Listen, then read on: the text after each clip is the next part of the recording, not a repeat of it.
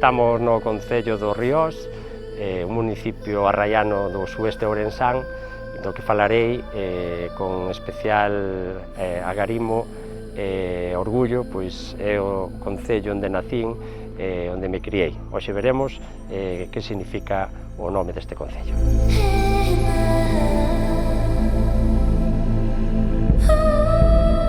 O Ríos ten 114 km cadrados repartidos en 8 parroquias nas que se asentan 37 entidades de poboación ou aldeas, das cales algunhas xa levan algún tempo deshabitadas, como é o caso das Lapedas ou do Mente.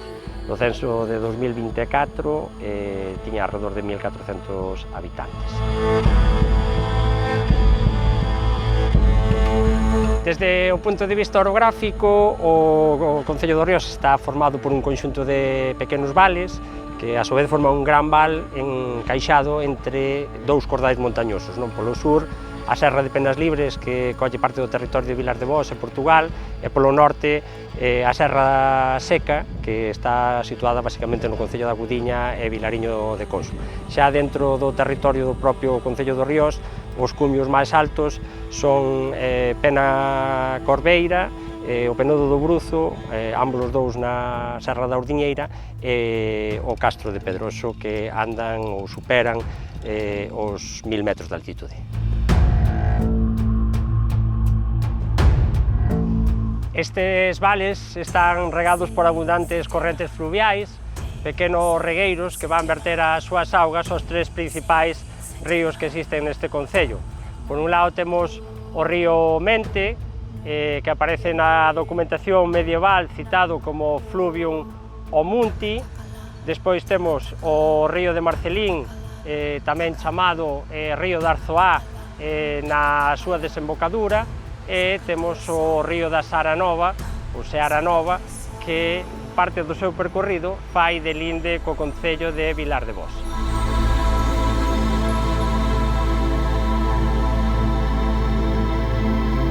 Entre a súa flora destaca o castiñeiro e o carballo, con exemplares centenarios e incluso milenarios. Da produción de castaña vive moita xente aquí, aínda que minguou moito nos últimos anos por mor das pragas e das enfermidades do castiñeiro. Seguimos tendo unha gran variedade de castaña e de moi boa calidade.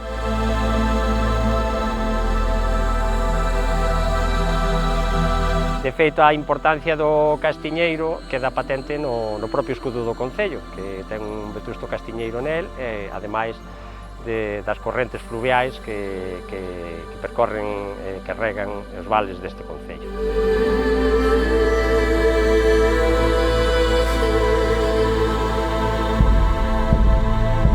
Na toponimia tamén están presentes os castiñeiros, contanse por dúcias ou por centos os nomes de terras e de montes que fan referencia a eles, e sen ir máis lonxe, por exemplo, o nome de dúas aldeas, a Pena do Souto ou o Souto na Chaira, tamén fan referencia a estas plantacións de castiñeiros. Desde tempos inmemoriais, este concello foi lugar de paso de persoas e mercadorías cara a Castela, destacando dúas vías principais.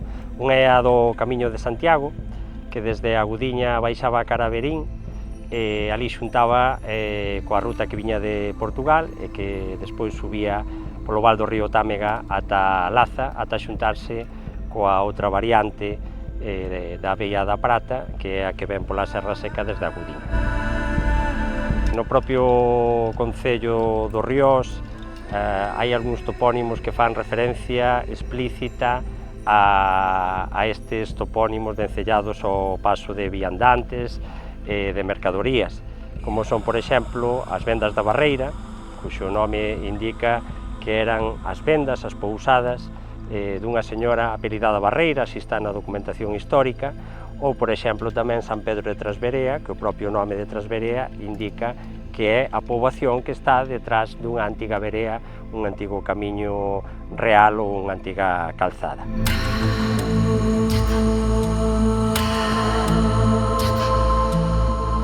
A outra vía é posterior e coincide en parte do seu trazado coa actual Nacional 525, e tamén hai algúns topónimos que fan referencia a esta vía, non?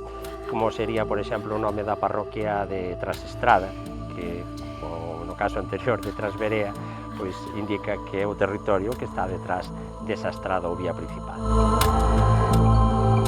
Tamén hai outros topónimos, como por exemplo a Parada, a Venda da Mar ou a Calzada, que atopamos na aldea de Fumaces, que tamén están íntimamente relacionados con este paso dun camiño antigo, dunha antiga verea.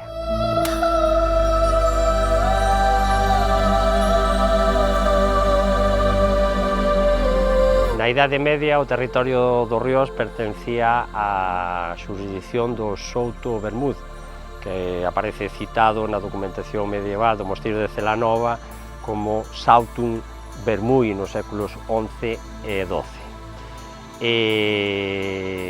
A este Souto Bermúdez pertencían os concellos actuais do Ríos, da Gudiña e de Vilar de Bos.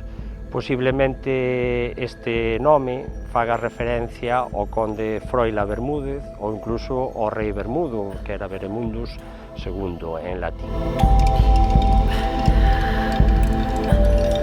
Entre o século XI e o XII estas terras pasaron a pertencer ao mosteiro de Celanova e despois xa no XIV pasaron ao castelo de Monterrei, os señores de Monterrei. As primeiras atestacións medievais do topónimo do Ríos atopámolas en documentos do mosteiro de Celanova do século XI, coas formas Orriolus, acabado en U, S, Orriolos, OS, Villa Urriola, e despois o Ríos e o Ríos. A partir do século XVIII comezamos a ver as formas xa co inicial interpretado como un artigo, sobre todo na documentación en castelán, por exemplo, no catastro do Marqués de Ensenada para Santa María del Ríos. En varios documentos deses séculos aparece País del Ríos, Montañas del Ríos ou Tierras del Ríos.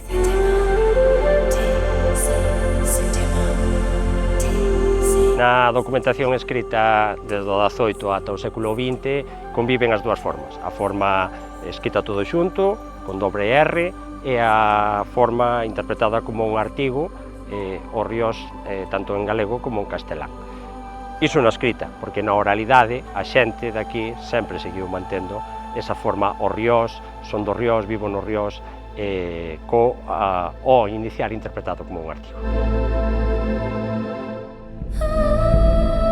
Desde o punto de vista etimolóxico, hai varias posibilidades para interpretar o topónimo Ríos. Cando se ditaminou a forma Ríos sen o artigo no nomenclator do ano 2003, barallouse a posibilidade de que viñera do latín riviolus, que sería, o significado sería ríos pequenos, non? Pero se temos en conta as atestacións escritas deste topónimo na documentación medieval que citamos anteriormente, temos que descartar completamente esta hipótese. Neste novo escenario temos outras dúas posibilidades. Unha, que é a que eu considero máis verosímil, é que o Ríos proceda dunha raíz prerromana que é or, co significado de vales entre montañas, non?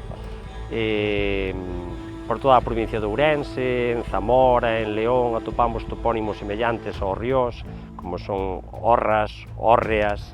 Por exemplo, no concello de Allariz hai unha parroquia que se chama Os Ríos. Todos estes topónimos compartirían esta raíz prerromana con este significado que acabamos de indicar. Xusto no concello de Gomesende hai unha valgada, unha vaguada, que leva o mesmo nome que o noso concello, non? O Ríos se chama, non? E é claramente unha depresión do terreo, non? E tamén en toda a zona de Trás-os-Montes, que non somos un concello arraiano, como xa indicamos, toda a zona de Trás-os-Montes, a palabra orreta significa un vale entre montañas e comparte esta mesma raíz prerromana da que acabamos de falar. Ben, a outra hipótese que barallan algúns investigadores é que, tendo en conta que na Idade Media aparecía como Orriolus, o Orriolus tamén pode ser un diminutivo de Orrium do latín, non? Ese Orrio non sería outra cousa máis que os hórreos, os cabaceiros que temos por toda Galicia, pero hai unha circunstancia que nos fai pensar que esta teoría non é válida para o noso topónimo, e é que no noso concello non existen hórreos. Aquí o millo pendúrase nos corredores dos cangos, para que seque, e o cereal, por exemplo, metíase nas tullas, non tiñamos hornos para curar estes cereais, non? Aínda así, isto non quita que se lle poida dar unha interpretación metafórica ao topónimo, pois hai moitos nomes de recipientes e de construcións que na toponimia pois teñen un valor oronímico, que fan referencia ás concavidades no terreo, non? Como pode ser, por exemplo, Dornelas ou Fornelos, non? Podería ser tamén o caso do Orreolos. Ben, a pesar de que filolóxicamente as dúas teorías son válidas, tendo en conta a orografía do territorio do Concello do Riós, que, como xa comentamos, é un val entre montañas formado por outros pequenos vales, consideramos que o máis verosímil é que a etimoloxía estea nesa raíz prerromana or, co significado de vales entre montañas, pois tendo en conta a orografía que vemos ás nosas espaldas do territorio do Concello.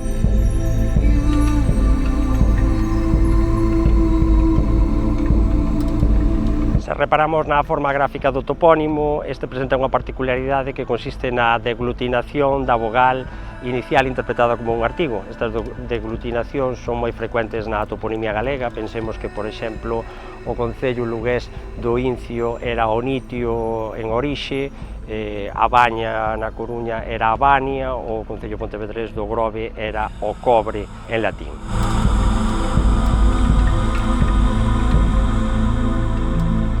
Tamén estas deglutinacións son frecuentes na lingua falada. Pensemos na palabra o bispo, usada en galego e en portugués, que ven do latín episcopo e debería ser ese o todo xunto, non?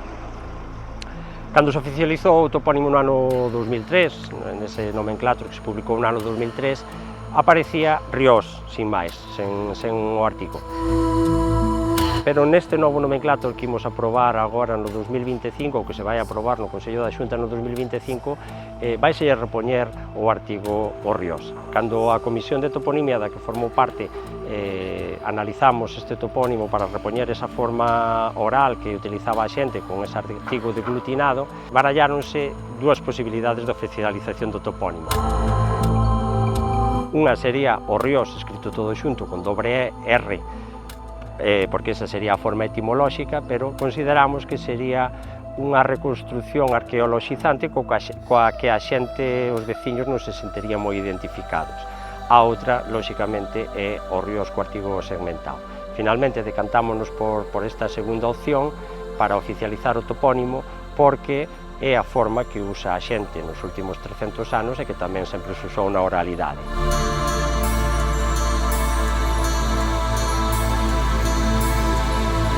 No caso do xentilicio dos habitantes do Riós, desde o Seminario de Onomástica da Real Academia, propuxemos que se formase a través do sufixo cultoense, pero partindo do étimo do topónimo latino Orriolos, daquela, os que somos desta fermosa terra ateigada de vetustos castiñeiros, somos orriolenses.